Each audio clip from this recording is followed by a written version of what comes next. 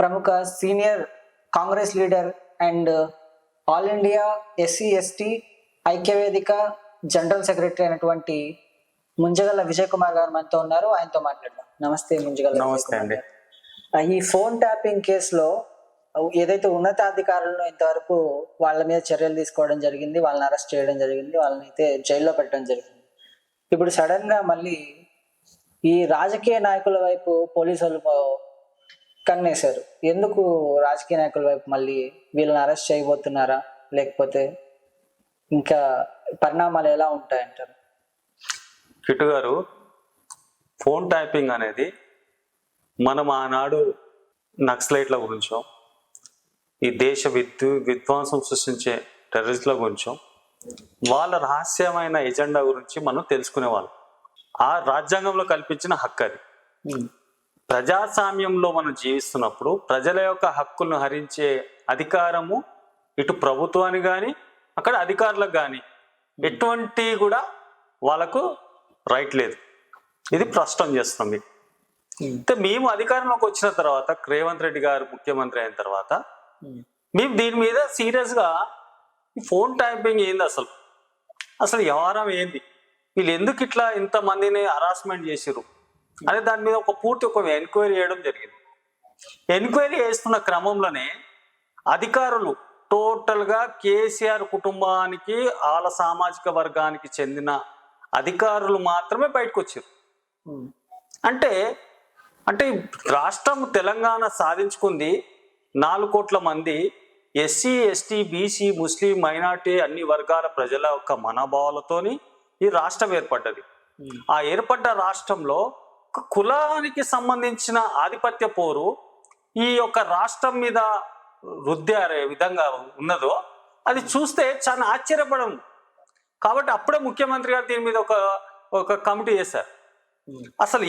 దీంట్లో ఏం జరిగింది అంటే, అప్పుడు దీంట్లో దోషులు, దీని యొక్క పరికరాలు ఏవైతే మన ఇజ్రాయిల్ నుంచి తీసుకొచ్చిన టెక్నాలజీ ఏదైతే ఉందో అది తీసుకొచ్చి ప్రతి ఒక్కరు వ్యాపారాలస్తులను, అదేవిధంగా ప్రభుత్వ అధికారుల మీద, అదేవిధంగా ఎమ్మెల్యేల మీద, ప్రతిపక్షాల మీద, వాళ్ళ పర్సనల్ విషయాలు కూడా వినుట్టు వాళ్ళ యొక్క స్వేచ్ఛను హరించే విధంగా వీళ్ళ యొక్క ప్రవర్తన విధానాన్ని చూస్తే నిబ్బరపోయే విధంగా ఉన్నది వీళ్ళ యొక్క చేసిన చేష్టలు.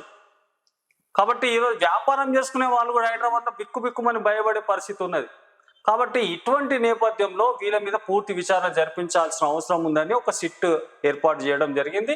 దాంట్లో ఆల్రెడీ టాస్క్ ఫోర్స్కి సంబంధించిన వాళ్ళు, ఇంకా ఏసీపీలు, సిఐలు, తర్వాత ఏకంగా ఇంటెలిజెన్స్ ప్రభాకర్ రావు గారే దీంట్లో పూర్తిగా ఇన్వాల్వ్ అయి ఉన్నారు. ఆయనను అక్కడ మనము ఎప్పుడైతే వీళ్ళతో విచారించడం జరిగిందో క్రమక్రమంగా దీంట్లో రాజకీయ నాయకుల పేర్లు వస్తూ ఉన్నాయి. కేవలం వాళ్ళ కుటుంబం పేర్లే, కేటీఆర్ పేరు, అదేవిధంగా కేసీఆర్ పేరు, వాళ్ళ అనుమతి లేకుండా మేము చేయలేదనే విధంగా ఈరోజు ఒప్పుకోవడం జరుగుతుంది. కాబట్టి దీన్ని మనం రాష్ట్రం యొక్క ప్రజల యొక్క ఒక స్వేచ్ఛను హరించిన విధానాన్ని చూస్తే దీన్ని ఈరోజు వాళ్ళకి శిక్షించాల్సిన అవసరం ఉంది. కాబట్టి ఈరోజు మనం అసెంబ్లీలో కూడా ఈరోజు మా ముఖ్యమంత్రి గారు మాట్లాడారు. అదేవిధంగా బయట కూడా మేము ఈరోజు తీవ్రంగా ప్రజల నుంచి కూడా పూర్తి వ్యతిరేకత వస్తుంది. కాబట్టి వాళ్ళ మీద తప్పకుండా చర్య తీసుకునే విధంగానే ఈరోజు మన యొక్క వ్యవహార శైలి కూడా నడుస్తూ ఉంది ప్రభుత్వంలో. కాబట్టి తప్పకుండా ఎవరైతే దోషులు ఉన్నారో, దోషులు ఎవరెవరు ఏ సిస్టంలో వాళ్ళు తప్పులు చేశారో వాళ్ళందరినీ కూడా చట్టపరంగా శిక్షించడం జరుగుతుంది. కాకపోతే ఈ ఫోన్ ట్యాపింగ్ కేసు ఏదైతే ఉందో దీని వెనకాల ఒక ప్రముఖ పార్టీ ఉంది. ఆ పార్టీ అధినేతే ఆ ఏదైతే ఫోన్ ట్యాపింగ్ ని ముందుండి నడిపించాడు అనే కథనాలు వినపడుతున్నాయి. సో దీనికి మీరేమంటారు? పేరు ఒక పార్టీ పేరు అది కాదు, కేసీఆరే, బీఆర్ఎస్ ప్రభుత్వమే దీని వెనుక ఉన్నది. మొత్తం వాళ్ళే నడిపించారు. ఎందుకంటే ఆనాడు మేము ప్రభుత్వంలో సీరియస్గా మేము ప్రభుత్వమే పోరాటం చేస్తున్నప్పటికీ ప్రజల యొక్క సమస్యలన్నీ పక్కదారి పట్టించి వీళ్ళు ఇష్టానుసారంగా వ్యవహరిస్తున్నారని మేము పోరాటాలు చేస్తే మా యొక్క ప్రతిపక్ష నాయకులు అందరినీ కూడా ఫోన్ ట్యాపింగ్ చేయడం స్టార్ట్ చేశారు.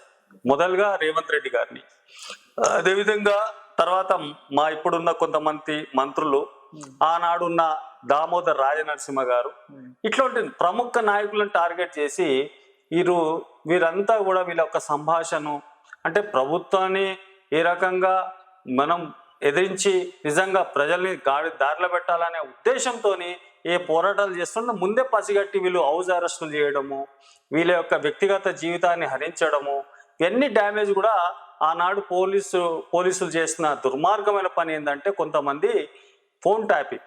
ఆ ఫోన్ ట్యాపింగ్ ద్వారా చాలా విషయాలు మన ప్రజలకు చాలా ఇబ్బందికరంగా ఉన్నది. తెలంగాణ ప్రజలు కూడా చాలా ఇబ్బంది పడ్డారు. వ్యాపారాలు, రియల్ ఎస్టేట్ వ్యాపారాలు చేసేవాళ్ళు, ఇంకా రకరకాలమైన వాళ్ళు ఇబ్బంది పడ్డారు. కాబట్టి ఈ యొక్క కేసీఆర్ ప్రభుత్వం కావాలని, ఎందుకైతే కేటీఆర్ గారు నేను అమెరికాలో చదువుకున్నా, మిగతా దేశాల్లో చదువుకున్నా అనే ఒక భావన ఏదైతే అతనిలో ఉందో, ఈ టెక్నాలజీని అవలంబించిండు ఆయన. ఆ టెక్నాలజీ అవలంబించి ఈ రకమైన చీటింగ్, చట్ట విరుద్ధమైన చర్యలకు పాల్పడ్డది కేసీఆర్ కుటుంబము. కాబట్టి వాళ్ళకి తప్పకుండా ప్రభుత్వం తగిన శిక్ష అనుభవించక తప్పదు వాళ్ళు. ఇవాళ మనం చూసుకుంటే మన పర్సనల్ డేటా ఏమైతే ఉంటుందో అది మొత్తం మన ఫోన్లోనే ఉంటుంది. సో ఈ ఫోన్ ట్యాప్ చేయడం అనేది ఒక మనిషి ఒక వ్యక్తిగత డేటా మొత్తం దొంగిలించడం లాంటిది. సో దీని అరికట్టడానికి ఫ్యూచర్లో కాంగ్రెస్ ప్రభుత్వం ఎలాంటి చర్యలు తీసుకోబోతుంది? దీని మీద ఒక నిర్దిష్టమైన ఒక సైబర్ ఏదైతే చట్టం తీసుకొచ్చామో ఆ సైబర్ చట్టంలో క్లారిటీగా ఎవరి మనిషి, ఒక మనిషిలో ఎవరైనా, ఏ సమాజంలో ఏ మతమైనా, ఏ కులమైనా, ఏ పార్టీ అయినా, ఎవరైనా అందరు సమానులే రాజ్యాంగబద్ధంలో. కాబట్టి వాళ్ళని గౌరవించే విధంగా చట్టము దానిలోయే పనిచేస్తుంది.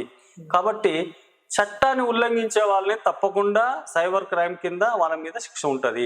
కాబట్టి దీన్ని సరళించి దాని చట్టాన్ని ఇంకా పూర్తిగా ఇంకా ఏవైతే మార్పులు చేయాలనో దాని అంతా కూడా ఒక కమిటీ వేశారు దీని మీద. ఆ కమిటీ అంతా కూడా ఒక రిపోర్ట్ ఇచ్చిన తర్వాత దీన్ని పకడ్బందీగా ఒక చట్టం తీసుకురాబోతున్నాం.